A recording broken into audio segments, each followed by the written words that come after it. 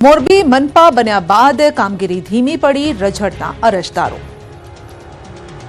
મોરબી નગરપાલિકામાંથી મહાનગરપાલિકા બની ગયા બાદ લોકોને એવી આશા હતી કે તેમના કામો વધુ સારી રીતે તેમજ વધુ ઝડપી થશે, પણ આ ફક્ત સપનાઓ જ છે, કારણ કે નવા કમિશનરે ચાર્જ સંભાળ્યો ત્યારથી સતત ડિમોલિશનની કાર્યવાહી ચાલુ છે, પરંતુ આ સિવાય જાણે મનપાની કોઈ જવાબદારી જ નથી। મોરબી મનપા કચેરી દ્વારા સિટી સિવિક સેન્ટર શરૂ કરવામાં આવ્યું છે, જ્યાં કરવેરો ભરવા, જન્મ મરણના દાખલા લેવા જેવી કામગીરી થાય છે, પરંતુ અહીં આવતા લોકોને ખૂબ જ પરેશાની વેઠવાનો વારો આવ્યો છે। અહીં લોકોને દાખલા કઢાવવા 3 થી 4 દિવસ સુધી ધક્કા ખાવા પડે છે। જન્મ મરણના દાખલા લેવા માટે નહીં, પરંતુ પોતાનો વારો આવે તેના ટોકન લેવા માટે લોકોને વહેલી સવારે 4 વાગ્યાથી લાઈનો લગાડવી પડે છે અને ટોકન લીધા બાદ કચેરી ખોલવાની રાહ પણ જોવે। પછી કચેરી ખોલ્યા બાદ જો વારો આવી પણ ગયો તો છેલ્લે સર્વર ડાઉન થઈ જાય છે, તેથી અરજદારોમાં ભારે રોષ ફેલાયો છે। ત્યારે હવે આ લોકોની સમસ્યાનું નિરાકરણ ક્યારે આવે છે તે જોવાનું રહ્યું। ગેરકાયદેસર બનેલા ઝીંગા તળાવ તોડાયા।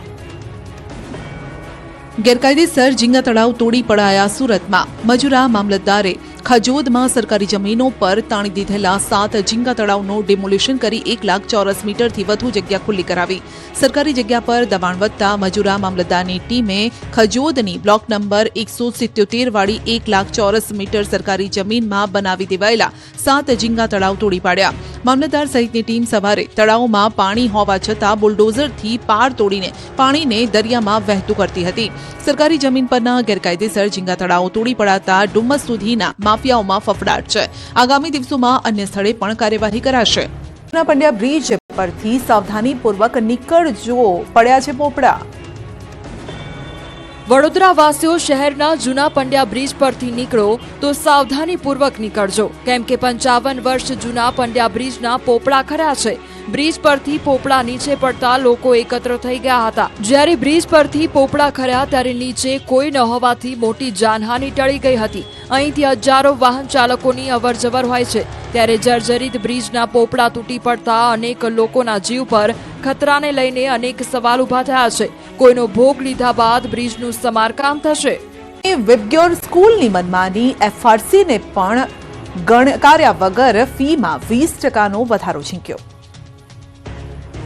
વડોદરા શહેરના વડસરમાં આવેલી વિબ્ગ્યોર સ્કૂલની મનમાની સામે આવી છે। બેફામ ફી વધારો કરવામાં આવતા વાલીઓએ વિરોધ પ્રદર્શન કર્યું। વડસરની વિબ્ગ્યોર સ્કૂલ દ્વારા ફી નિર્ધારણ સમિતિની કોઈપણ નિયમો માનતી ન હોવાના આક્ષેપો સાથે સ્કૂલના વાલીઓ મોટી સંખ્યામાં ડીઈઓ કચેરી ખાતે પહોંચી ગયા હતા। એફઆરસીના ઓર્ડરને પણ ગણકાર્યા વગર સ્કૂલની ફીમાં 20% જેટલો વધારો ઝીકી દેવાતા વાલીઓએ હોબાળો મચાવ્યો હતો। ધોરણ 3ની ફી અને 1,60,000 કરી દેવામાં આવી છે। એફઆરસી 1,20,000 કરી, જે પણ વધારે છે, જેની સામે સ્કૂલ દ્વારા કોઈ સગવડ આપવામાં આવતી નથી। સ્કૂલ મનમાની કરી રહી છે અને વાલીઓ સાથે મનસ્વી વર્તાવ પણ કરવામાં આવી રહ્યો છે। એફઆરસી પ્રમાણે ફી લેવા તૈયાર નથી। આ વર્ષે 20% વધારો કર્યો છે। એફઆરસી પણ સ્કૂલ સાથે બેસી ગઈ હોવાના આક્ષેપો વાલીઓ દ્વારા કરવામાં આવ્યા હતા। બીજી બાજુ ડીઈઓએ કહ્યું છે કે વાલીઓની ફરિયાદને આધારે સ્કૂલમાં તપાસ કરવામાં આવશે। હાલ તો સરકાર દ્વારા બનાવવામાં આવેલી એફઆરસી કમિટી ફારસરૂપ સાબિત થઈ રહી છે। આ ઉપરાંત એફઆરસી દ્વારા સ્કૂલોની ફી પણ જાહેર કરવામાં આવતી નથી, જેથી વાલીઓ અસમંજસમાં મુકાઈ ગયા છે। પહેલી વાર આરતી ભગવાન સન્મુખ નીચે ઉભા રહીને ઉતારી, પોલીસ બોલાવવી પડી। યાત્રાધામ ડાકોર મંદિરમાં ઇતિહાસ બદલાયો છે। ઇતિહાસમાં પહેલીવાર આરતી ભગવાન સન્મુખ નીચે ઉભા રહીને ઉતારી। ટેમ્પલ કમિટીએ પોલીસ બંદોબસ્ત માંગ્યો હતો, જેથી ઇતિહાસમાં પહેલી વખત ગર્ભગૃહમાં પોલીસની હાજરી જોવા મળી, પરંતુ આરતીના નવા નિયમને લઈને વિવાદ વકર્યો। વારાદારી સેવક દ્વારા રણછોડજી ભગવાનની આરતી ભગવાન સન્મુખ નીચે ઉભા રહીને ઉતારવામાં આવી। અત્યાર સુધી સિંહાસન પરથી જ ઉભા રહી આરતી ઉતરતી હતી। મંગળા સમયે વારાદારીનો ખેસ સળગતા આરતીની જગ્યા બદલવા માટે નિર્ણય લેવાયો। જો કે અન્ય વારાદારી સેવક દ્વારા આરતી શરૂ થતાની સાથે જ નવા નિયમનો વિરોધ દર્શાવ્યો। ત્યારે મંદિરના મેનેજર જગદીશ દવેએ સમગ્ર મામલે કહ્યું છે કે તમામ વિવાદ ખોટી રીતે ઉભો કરાયો છે। આ પ્રથા વૈષ્ણવોના હિત માટે બદલવામાં આવી છે। ઘણા વૈષ્ણવોની ફરિયાદ હતી કે સિંહાસન પરથી આરતી થાય ત્યારે ભાવિકોને ભગવાનના બદલે તેમની પીઠના દર્શન થતા હતા। તમામ રજૂઆત અને તાજેતરના બનાવોને ધ્યાનમાં લઈને નિયમ બદલવામાં આવ્યો છે। 3 દિવસ પીએમ મોદી ગુજરાતના પ્રવાસે જામનગરમાં વનતારાની લેશે મુલાકાત। પ્રધાનમંત્રી નરેન્દ્ર મોદી આજથી ફરી એકવાર 3 દિવસના ગુજરાતના પ્રવાસે આવી રહ્યા છે. 3 દિવસમાં પીએમ મોદી વનતારા, ગીર સોમનાથ, સાસણની મુલાકાત લેશે. સાંજે પીએમ મોદી જામનગર સીધા આવશે. જામનગર સર્કિટ હાઉસમાં રાત્રિ રોકાણ કરશે. 2 માર્ચે પીએમ સવારે 6:30 વાગે વનતારા જશે. વનતારામાં બપોરે 1 વાગ્યા સુધી રોકાણ કરશે. વનતારાથી પીએમ મોદી હેલિકોપ્ટરથી પહોંચશે સોમનાથ. પીએમ 30 મિનિટ સોમનાથ મહાદેવના દર્શન અને પૂજા કરશે. બાદમાં સોમનાથમાં કાર્યકર્તાઓ સાથે વાર્તાલાપ કરશે. સોમનાથથી પીએમ મોદી 4 વાગે સાસણગીર પહોંચશે. સાસણગીરમાં સિંહ સદન ખાતે પીએમની અધ્યક્ષતામાં વિભાગીય બેઠક મળશે. પીએમ મોદી સિંહ સદન ખાતે રાત્રિ રોકાણ કરશે.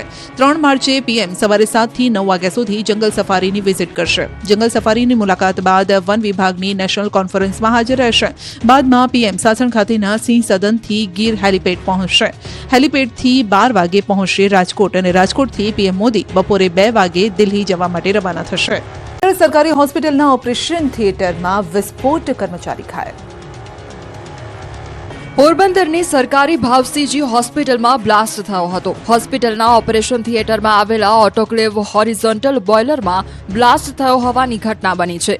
આ ઘટનામાં જયેશ ઢાકેચા નામના કર્મચારી ગંભીર રીતે ઘાયલ થયા. તેમને તાત્કાલિક સારવાર હેઠળ લેવામાં આવ્યા છે. હોસ્પિટલમાં બ્લાસ્ટ થતા નાસભાગ મચી ગઈ હતી. લોકો ડરી પણ ગયા હતા. હોસ્પિટલ પાસે કુલ 3 ઓટોક્લેવ બોઇલર છે. આ મશીનનો ઉપયોગ મેડિકલ સાધનોને જંતુમુક્ત કરવા માટે થાય છે. 3માંથી એક મશીન સંપૂર્ણ બંધ હાલતમાં છે. બીજું રિપેરિંગની રાહ જોઈ રહ્યું છે. ત્રીજું મશીન જે કાર્યરત હતું તેમાં ટેકનિકલ ખામીને કારણે બ્લાસ્ટ થયો હતો. મહિલા 9 લાખના દાગીના ચોરી, મુઠ્ઠીઓવાળી ભાગી.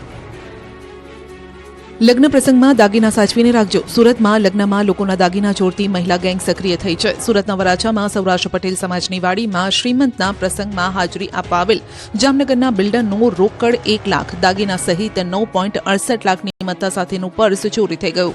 પેન્ટ કુર્તી ઉપર કોટી પહેરીને આવેલી 24 વર્ષીય યુવતીએ પોતાની સાથે રાખેલી કોલેજિયન બેગમાં આ સામાન મૂકતી સીસીટીવીમાં કેદ થઈ છે.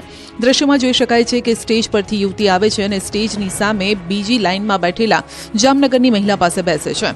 મહિલા પાસે રહેલા દાગીના અને 1 લાખ રોકડ, 2 મોબાઈલ સહિત પર્સ ચોરી પોતાની બેગમાં મૂકી દે છે ને પછી કોઈ જોઈ ન જાય તે રીતે ત્યાંથી નીકળી જાય છે. 9.68 લાખની 15 મિનિટમાં ચોરી થયાની જાણ થતાં પરિવારે પ્રસંગમાં હોબાળો કર્યો. પોલીસ ફરિયાદ કરી. પોલીસે 300 જેટલા સીસીટીવી ચેક કરી ગણતરીના કલાકોમાં આ યુવતીને પકડી પાડી. યુવતીની પૂછપરછમાં ચોંકાવનારો ખુલાસો થયો છે કે આ યુવતીએ 3 વખત પ્રેમલગ્ન કર્યા છે. પહેલી વાર જ ચોરી કરવા ગઈ અને પકડાઈ ગઈ. યુવતીના પિતાને વિશ્વાસમાં લઈ યુવતીને બોલાવી હતી. બાદમાં પોલીસે પકડી લીધી. પિતાએ પણ દીકરીના આવા વ્યવહારના પગલે તેની સાથે તમામ પ્રકારના સંબંધ કાપી નાખ્યા. આ યુવતીએ ચોરી કર્યા બાદ આ તમામ ચોરીનો મુદ્દામાલ તેના સસરાને આપ્યો હતો. જો કે તેનો પતિ અને સસરા આ ચોરી અંગે કંઈ પણ જાણતા ન હતા. તેલ ભરેલું ટેન્કર પલટી ખાઈ ગયું ને લોકો કેરબા લઈને ભરવા દોડ્યા.